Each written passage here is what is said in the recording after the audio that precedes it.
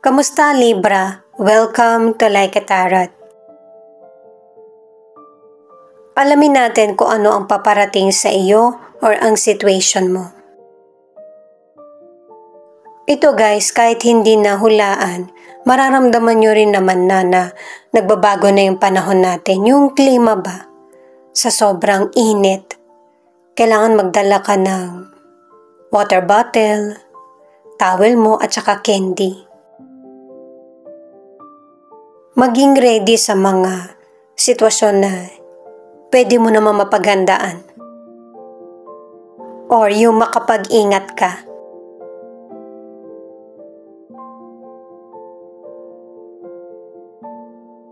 Windfall of abundance, pay yourself first.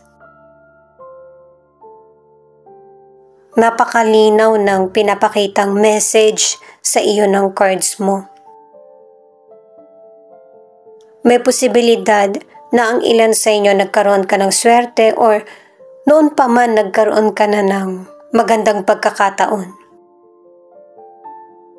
Inuna mo muna yung kapwa mo, pwedeng family mo or person mo. At ang tinutukoy na ng mga cards ay kailangan intindihin mo din yung pangangailangan mo or sarili. Yung me time naman ang pairalin. Walang masama na mas unahin mo muna yung pangangailangan mo. Yung mga pagkakataon na dumarating ay huwag sayangin kasi minsan lang ito dumaan sa buhay mo. Matagal pa bago magkaroon ulit ng panibagong chance. Kaya para walang pagsisisi, simulan mo na mag-ipon para sa sarili mo.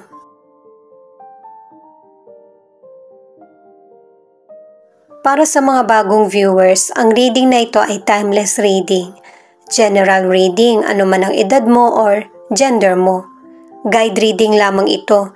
Hindi rin magre-resonate sa lahat kaya kunin mo lang ang akma sa sitwasyon mo. Ikaw na magpalit kung si person mo ito o ikaw. Ito ang start ng 1 week reading mo. 8 of Pentacles in reverse, 2 of Swords, 9 of Cups.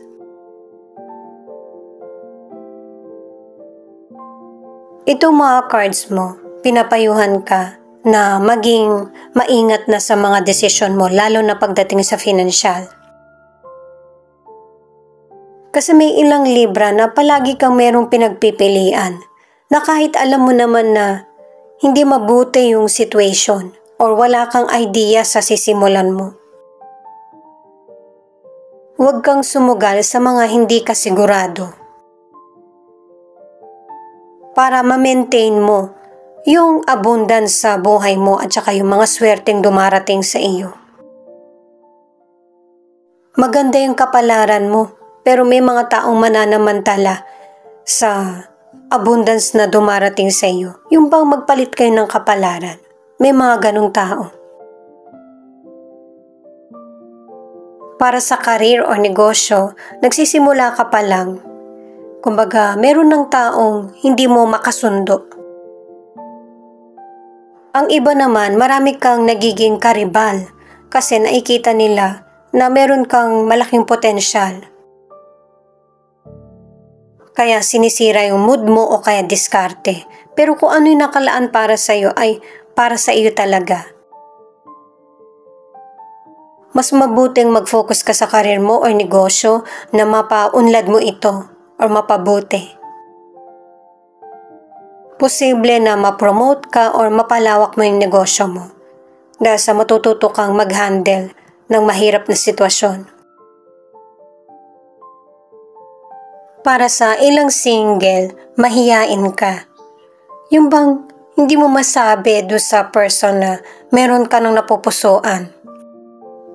Ayaw mong makasakit ng damdamin ng iba, lalo na't may ilang Libra na merong potential person na masigit pa sa dalawa ay nagkakagusto sa iyo or meron kang dalawang pinagpipilian.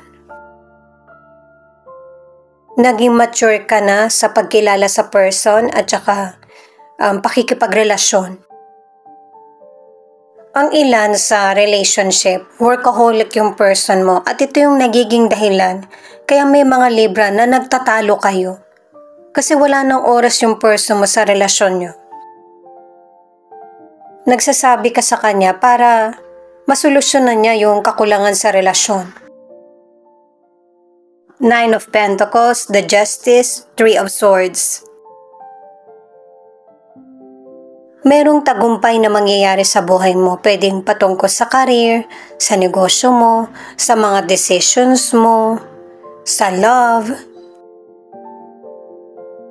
Kung may painful situation na nagpapahirap sa isip mo or damdamin, ito yung katapusan.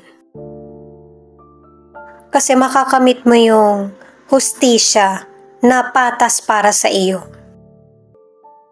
Meron ng ending or magkakaroon ng hustisya yung mga painful situation na nangyayari sa iyo or nangyari na.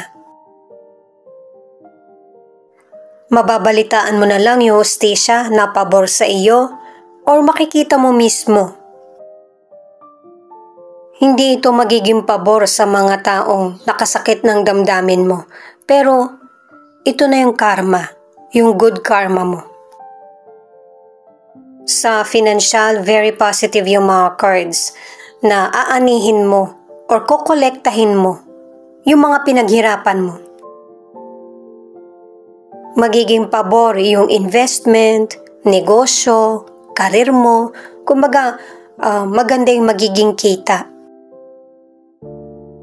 At dito na umiiral yung sinabi ng mystical cards na kailangan bigyan mo ng panahon yung sarili mo na maging masaya. Ima-manage mo ng tama yung financial mo ng patas para sa mga taong umaasa sa iyo o humihingi ng tulong mo. At saka meron ding malaking gastusin na magaganap sa buhay mo kaya pinaghahanda ka ng mga cards. Habang hindi pa nangyayari at para meron kang magawa. Patungkol ito sa pang-araw-araw na pangangailangan mo o kaya sa kalusugan. Ang ilan sa inyo na single dahil sa maganda yung nagiging takbo ng karir mo o negosyo, mas gusto mo na mag-isa ka or ito muna yung i-focus mo. Meron pa rin namang darating na love sa buhay mo na mas magbibigay ng happiness sa'yo. Hindi na katulad dati na napaasa ka.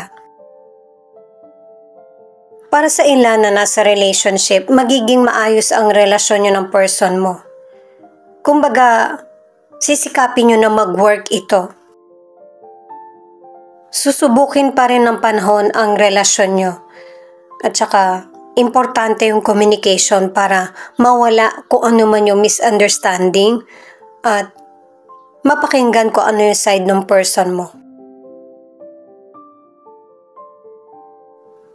Page of Pentacles, Knight of Pentacles, Queen of Cups.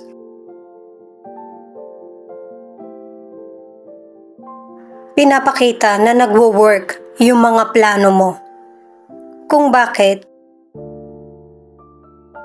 Kasi pinapairal mo yung disiplina at saka patience.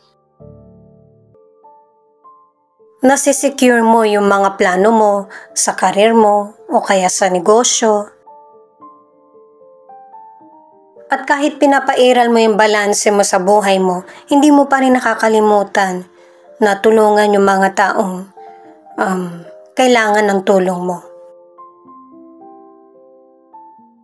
Ang ilan sa inyo sa kalusugan, anuman ang edad mo, napapanatili mong healthy ka o kahit na umiinom ka ng gamot, nagagawa mo pa rin yung mga gusto mo.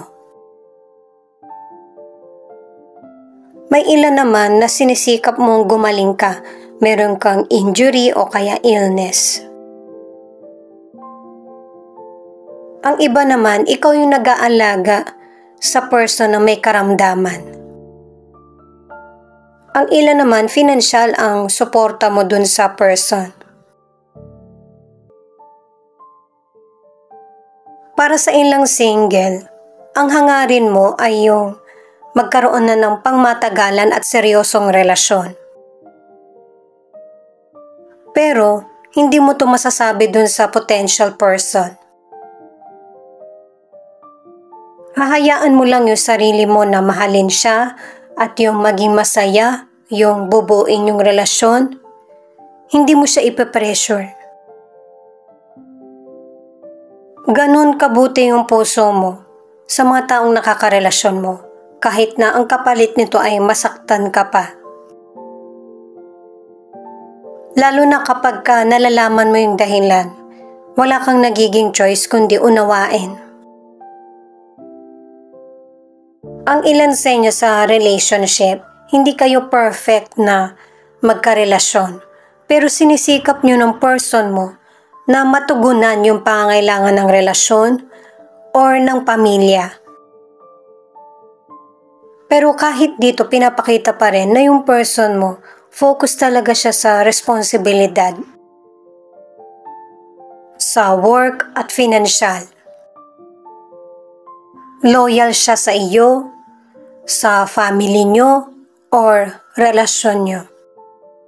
May ilang Libra na masaharapin mo kung ano yung magandang nangyayari sa inyo kaysa sa alitan or nakaraan.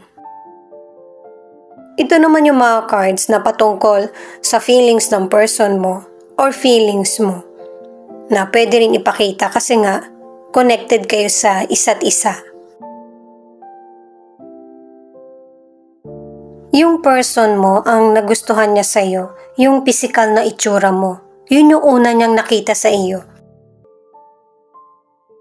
Attracted ang person mo sa mahaba ang buhok at saka matalino. Bonus na lang kung maganda yung pangangatawan mo. LDR man ang relasyon nyo o nagkakaroon kayo ng tampuhan, gusto ng person mo na hintayin mo siya, na maunawaan din yung situation niya sa mga responsibilidad at saka mga ipinangako niya sa iyo. Kasi may ibang pamamaraan yung person mo na para protektahan ang relasyon nyo, ang koneksyon, na kahit hindi kayo magkasama or busy siya sa mga gawain niya, yung pangako niya sa iyo at yung pagmamahal ay hindi nagbabago. Pinoprotektahan niya yung puso niya. May ilang Libra na yung person mo hindi masyadong makwento sa kung ano yung nangyayari sa kanya, nasaan ba siya, kaya nagkakaroon ng pagdududa. May mga tanong ka din na hindi niya nasasagot. Alam ng person mo na natatakot ka sa magiging outcome ng relasyon niyo. Kung ano man yung pagdududa or mga negatibong nasa isip mo, hindi ito pinahihintulutan ng person mo. Sinisikap niya magkaroon ng healing at saka magpakatatag. Namimiss ka rin ng person mo sa mga panahon na hindi kanya kasama, na lagi siyang busy. Ikaw yung nagiging dahilan kaya nagkakaroon ng healing sa kanya at saka kasagutan sa mga problema niya. Kung nagkaaway man kayo, yung person mo kakausapin ka niya or magde-date kayo, ipagluluto ka niya or mag-uusap kayo katulad ng dati. Hindi siya masyadong expressive sa feelings niya, pero ipaparamdam naman niya sa iyo na ganun pa rin yung relationship niyo, na walang nagbabago, na kailangan nyo magpakatatag at saka magkasundo. Kasi sa person mo, hindi naman kayo nag-aaway eh. Mga worries mo lang yung sinasabi mo sa kanya na nauunawaan niya.